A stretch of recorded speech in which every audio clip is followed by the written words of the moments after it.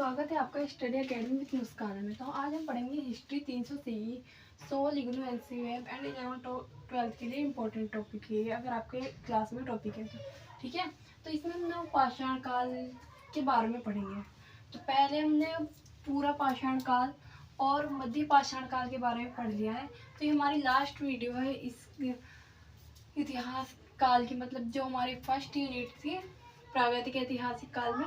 तो ये last video है नवपाषाण काल पर, ठीक है। तो नवपाषाण काल की जो समय अवधि है 6000 से 3000 ईसा पूर्व मानी गई है। 6000 से 3000 ईसा पूर्व मानी गई है, ठीक है।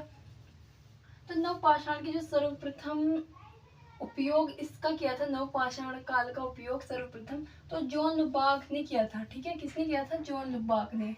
और इसमें जो प्रमुख औजार पाए गए हैं नवपाषाण काल में, तो पोलिशदार कुल्हाड़ी, हंसिया, छेनी, ओखली और हथौड़ा वगैरह पाए गए हैं, ठीक है। पोलिशदार इन औजारों का उपयोग किसके लिए किया जाता था? तो जंगली जमीन या कृषि योग्य बनाने में किया जाता था जमीनों को, ठीक है। तो ये जो हमारा काल है कृषि तथा बढ़ाईगिरी से संबंधित है ना, क्योंकि नवपाषाण काल में कृषि की शुरुआत हो गई थी, यानी मनुष्य ने कृषि करना सीख लिया था नवपाषाण काल में।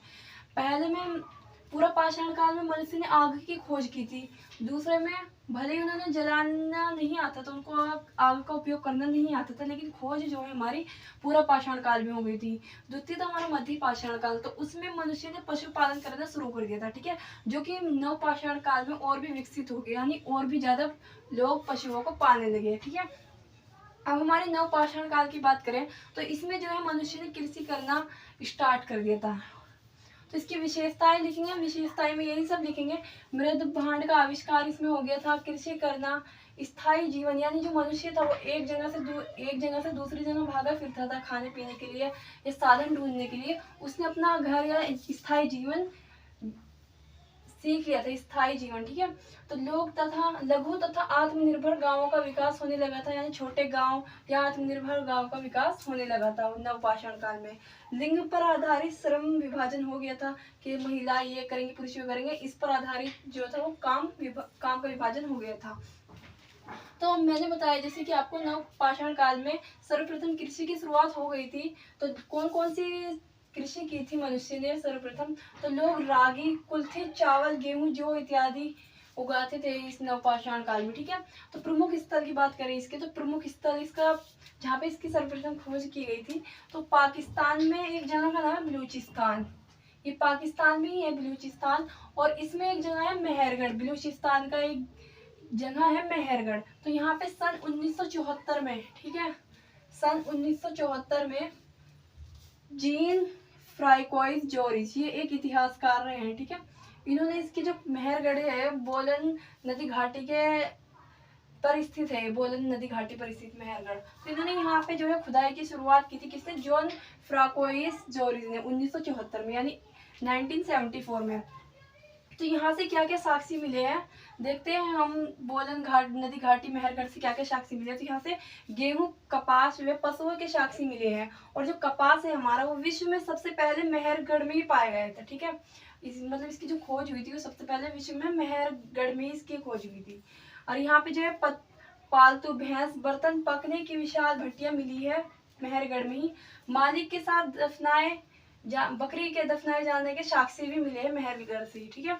स्त्री सज्जा, यानी स्त्री को आभूषण पहनाकर एक मूर्ति मिली है, ठीक है, स्त्री सज्जा मूर्ति मिली है। हड्डियों से निर्मित सुई या सुआ मिला है। मकान व चकमक पत्थरों पर आधारित उद्योग मिले हैं। कहाँ से मिले? ये सब मेहरगढ़ से। अब बात करते हैं मेहरगढ़ से अलग स्थानों के बारे में नवपाषाण काल के। तो इसमें कश्मीर आ जाता है, हमारा नवपाषाण काल का स्थल है, नवपाषाण काल का स्थल कश्मीर। और कश्मीर में जो अलग अलग क्षेत्र में मिले हैं तो यो है स्थल है कश्मीर में बुरज़होम, गुफराल जो है उसका अर्थ है कुम्हार की गुफा। तो यहाँ से जो है कुम्हार के मिट्टी के बर्तन वगैरह और सुई वगैरह, तांबा वगैरह यहाँ से ये सब मिले हैं। इसमें हम ये लिखेंगे, इसका अर्थ है कुम्हार की गुफा।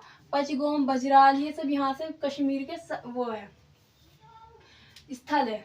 तो गुफराल की जो खोज की थी वो A.K. शर्मा 1991 में इसका उत्खनन किया था, ठीक है। गुफराल का कुम्हार की गुफा इसका अर्थ है। अब बात करें उत्तर प्रदेश, तो उत्तर प्रदेश में बेलन घाटी हमने मध्य पाषाण काल में पढ़ा है शायद, और पूरा पाषाण काल में भी पढ़ा है।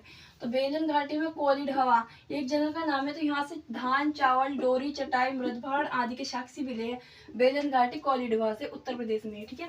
तो मध्य गंगा घाटी, अब बात करते हैं मध्य गंगा घाटी से हमें क्या क्या मिला है।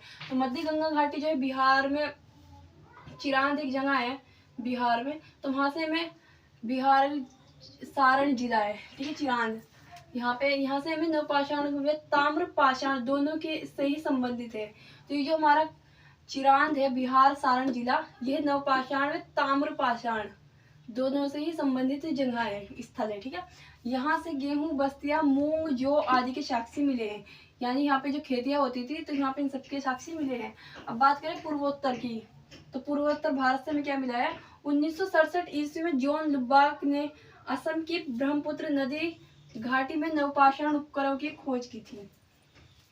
तो पूर्वोत्तर भारत से हमें 1967 ईस्वी में जॉन लुबाक ने ही असम की ब्रह्मपुत्र नदी घाटी में नवपाषाण उपकरणों की खोज की थी।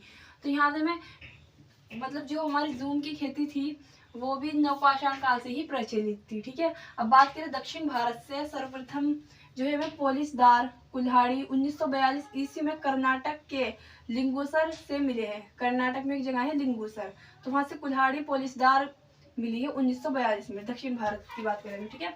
और लटकन, सुपारी, कुंडल, बाली भी प्राप्त हुए हैं कहाँ से, दक्षिण भारत से। और भी बहुत सी चीजें प्राप्त हुई है यहाँ से, लेकिन मैंने शॉर्ट करके ये वीडियो बनाई है जिससे कि एक ही वीडियो में सब कुछ क्लियर हो जाए क्या क्या कहाँ से मिला है। कुछ आप पढ़ लेना, बुक्स में नोट्स की जरूरत हो तो मुझे मेरा व्हाट्सअप है चैनल है, स्टडी अकेडमी विद मुस्काना के नाम से व्हाट्सअप चैनल है, एंड इंस्टा आईडी भी है ये।